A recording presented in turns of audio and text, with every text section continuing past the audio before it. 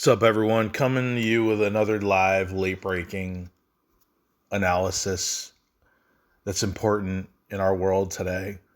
This Squid Game shit has blown up mightily. Supposedly, they're saying this is going to be worth $1 billion to Netflix, and they spent like 30 million on it. I guess it was something that was going to be big in Korea. That's why it's in Korean and extremely Korean. Um, in the aggregate, people are going crazy about this shit, but I thought it sucked. I mean, it's mildly entertaining, mostly just because it's so weird and bizarre, but that doesn't equal good. There's plenty of weird or even bad movies that are entertaining. Um,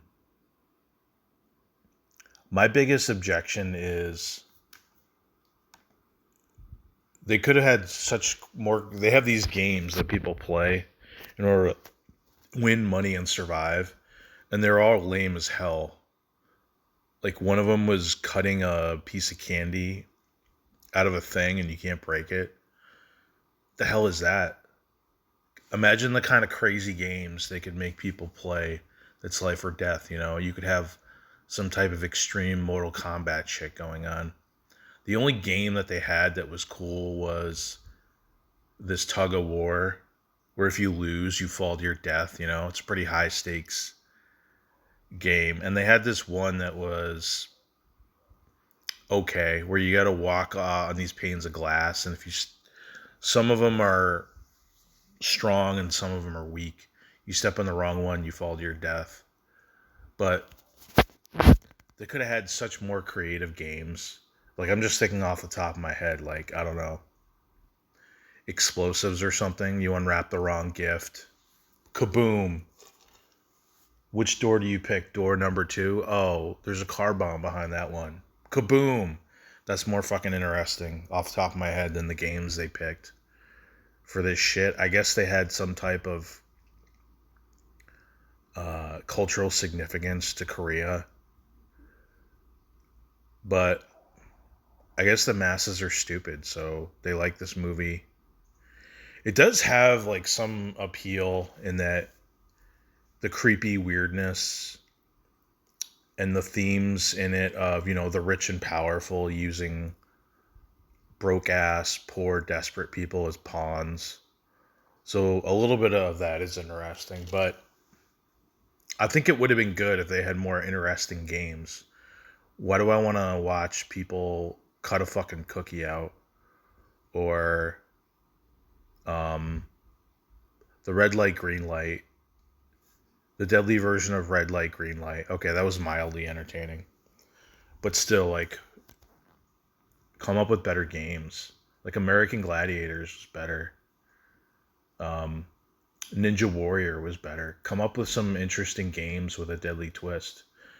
You know that Ninja Warrior shit where it's like a Japanese game show where they gotta jump onto some island and walk across like some oiled fucking plank, jump onto some padded island. They make it padded so these people don't die. And they fall down into like the water, but instead of it being water, they make it some acid bath or something. Oh yeah, and then they had a deadly game of marbles. Fucking marbles. Are you serious? Like I get that has some cultural significance in Korea. They play that shit in the United States. I mean,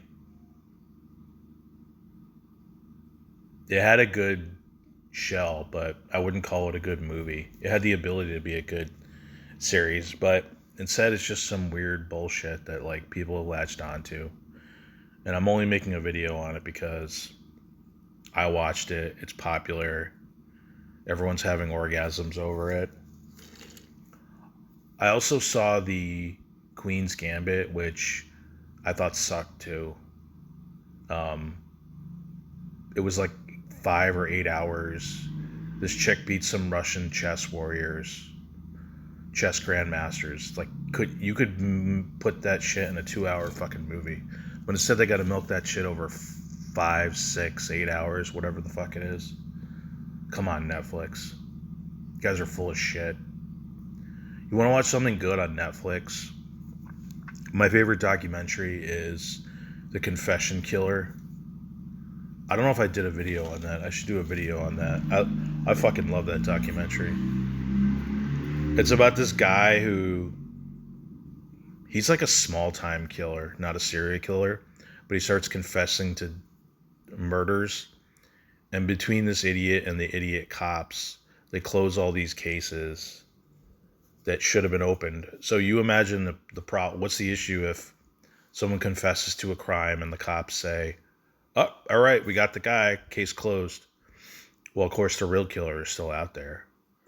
You know, you got a bunch of murderers that aren't going to be caught because they're not investigating hundreds of murders that have been quote unquote solved. So you can imagine the issue there. But man, this documentary, The Confession Killer, Henry Lee Lucas, like the most entertaining shit. I watched it twice. My girlfriend and mom, they both fucking hated it because it's like creepy and morbid, but I love that shit. Um, what else is good on Netflix? There's a bunch of good shit. Night Nightcrawler, not about the serial killer, but it's a movie with Jake Gyllenhaal. That's a good one. I don't know. There's a bunch of good stuff on Netflix, and there's a bunch of shit. There's a bunch of stuff that sucks too, but overall the quality's gotten better. Anyway, Squid Game sucks. I just had to go be a contrarian and say that.